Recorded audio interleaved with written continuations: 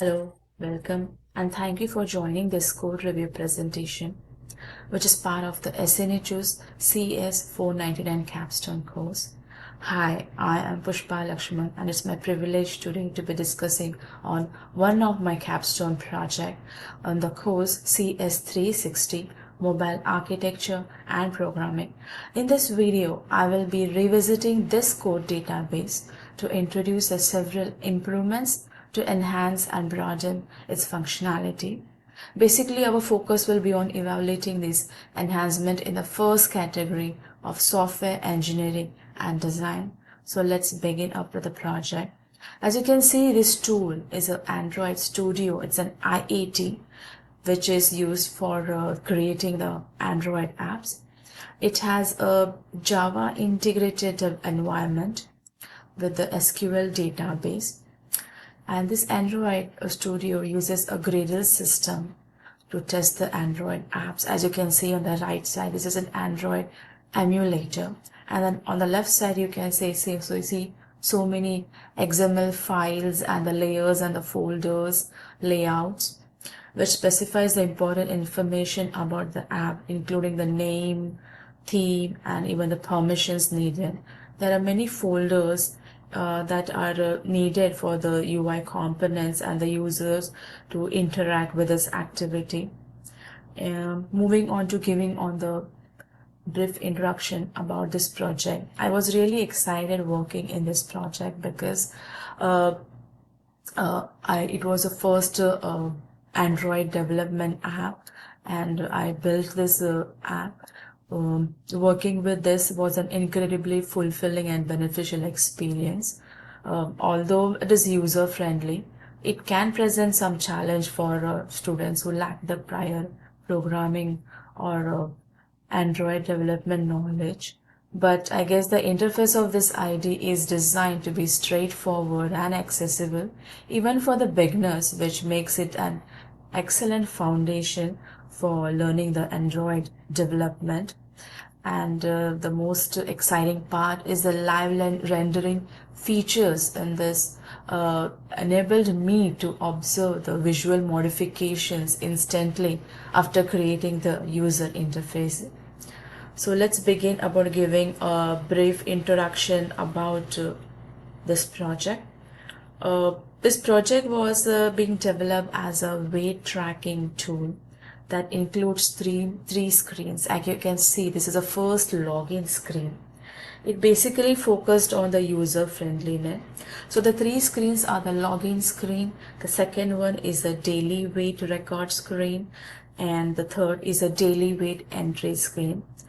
Along with that, this application has a database with three tables, one to store the daily weight, second to store the user login and password, and the third to store the user goal weight with which the user had registered in the account while creating.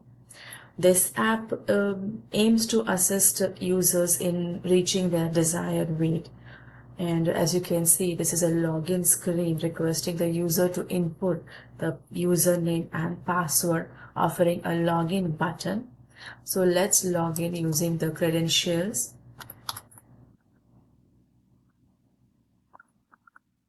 After entering the username and password, I clicked on the login button. It will take me to the next screen that features a simple interface for the users to enter their weight and the date. This screen leads the user to a dashboard that showcases a grid of the daily weight records with the option of adding new weights. So within this screen, the user have the ability to input the new weights, modify the existing ones, and establish their target goals. Users can record their weight measurements, and they also can set their target weights. So using this, the user has a full ability to navigate to the dashboard. And as if I will click on the add weight button, it will take me to a new screen. This is a second screen where we can enter the daily weight details. As you can see, after clicking on the enter date, I am able to enter the date. So let's enter today's date, and clicking on the wait, I am entering the new date, and let's click on the add weight. It will take me back to the dashboard, and in this, on the number 10, you can see my new record which I added recently. Apart from that, you can see it's at the set notification. This is an SMS notification screen that provides the updates on the progress, such as the completion of the weight goals. And once the target goal is been reached by the user, the app wants to send him a congratulation. So basically this feature is to ask the user for the permission to send the SMS notification, but it's the user's choice to opt out of this feature. And if he does, then this they will no longer be receiving any reminders about it. But this app features a user-friendly navigation options aiming to enhance the usability and user experience, including the direct navigation from the main screen, the tab navigation, back navigation. The simplistic design and the basic interactive features make the application easy to comprehend and utilize.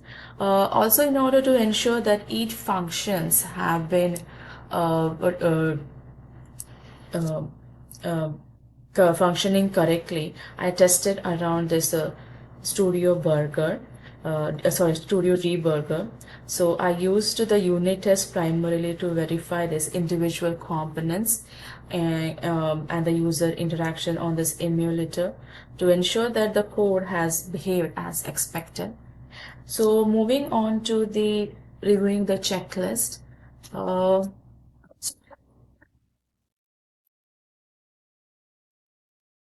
Okay, as you can see, there are some structural issues. I believe that the code is not completely and correctly implemented in the design form, and it is not well structured and consistent too.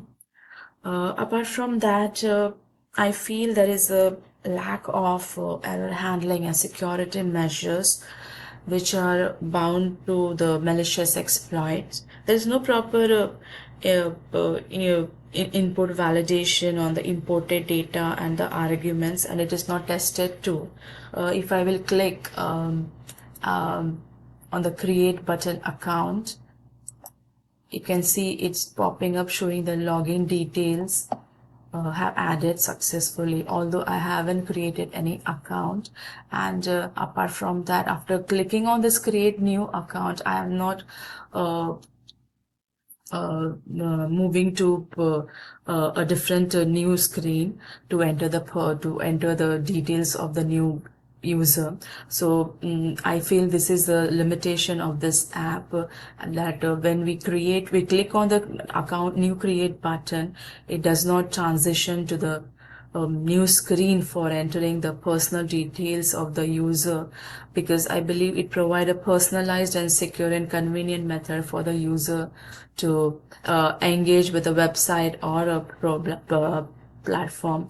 And this allows the user to manage their information or the set preferences, track their activity, and access these services easily. So to address this, one of my enhancement plan will be to develop an account creation page for the user to enter their personal information, thereby demonstrating an optimization of the mobile app by improving the functionality in software design and development.